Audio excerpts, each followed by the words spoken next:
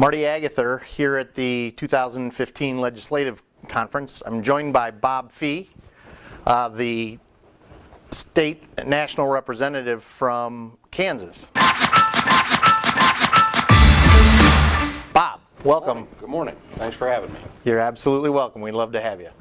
Tell me a little bit about your agency. Where are you located, the size of the agency, what you like to write? Okay.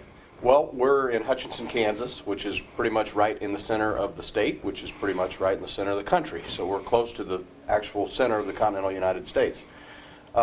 We are a multi-line agency, primarily about 70% commercial, about 20% personal, and about 10% benefits and life insurance. And that actually is our largest, or our fastest growing segment.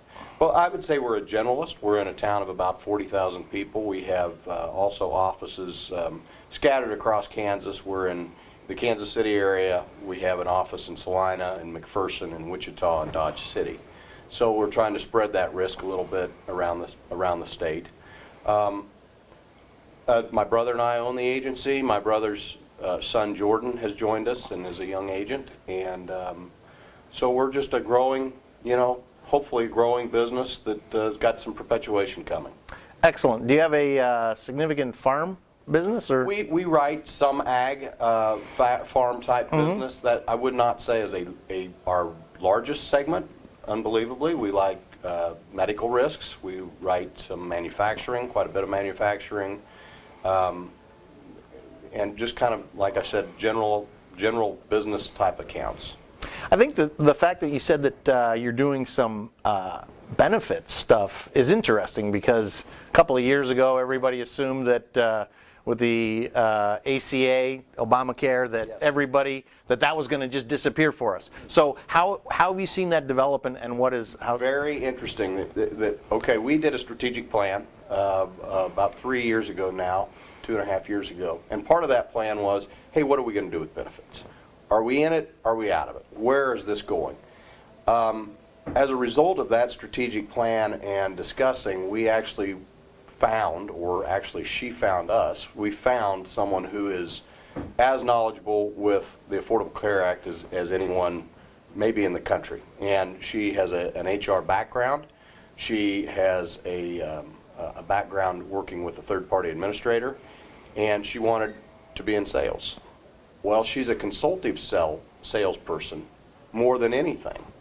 And we've built a staff around her and her knowledge.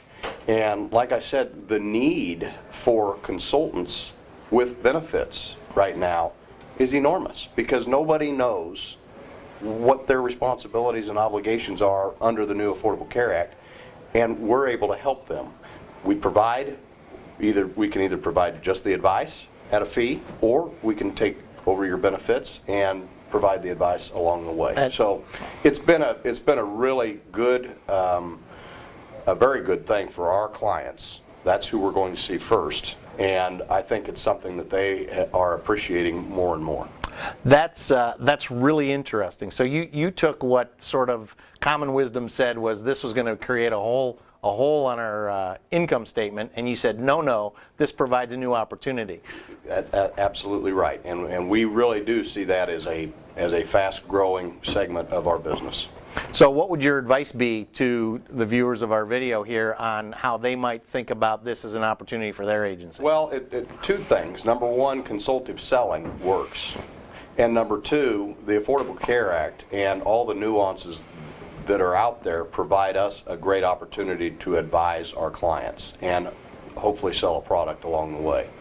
So it's not something to forget about and ignore, because I believe those agencies and brokers that are going to pick up on it are also going to come pick up on the property casualty piece along. So are you primarily doing that to existing P&C accounts that you're cross-selling, or do you actually go out and acquire a piece of benefits business which you then bring the P&C side into? We're doing both. Okay. We're absolutely doing both, but we believe that we need to go to our current clients first and provide the service and the benefit to them.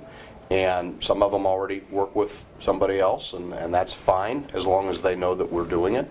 And then we've created a whole new potential property casualty side of things, because our benefits team is going out seeking new opportunity as well. Excellent. Yeah. What are the economics like in Kansas right now? You know, the good thing about Kansas and kind of the Midwest is our lows are never as low as they are on the West Coast and the East Coast, and our highs are never as high as they are on the West Coast and the East Coast. We're fairly steady. But the economy, I think since 2008, we've seen improvement. I don't think we've seen drastic improvement, but certainly payrolls are up, employee count is up, and for the most part, business is good. One of the challenges in smaller communities, and probably in larger communities too, is that we've had a number of businesses sell out.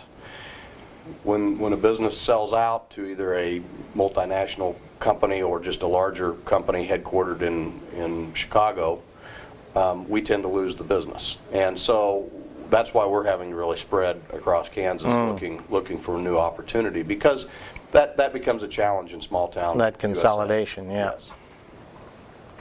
Well, I know you've obviously have been very committed to the association over the years, right? Yes. So you've had a number of key roles within the National Association. I'm sure you held many chairs in the State Association before you came. Yes. Talk a little bit about what volunteering means to you, because I know you've got a strong service bent, and how that's benefited your agency and yourself personally. Okay.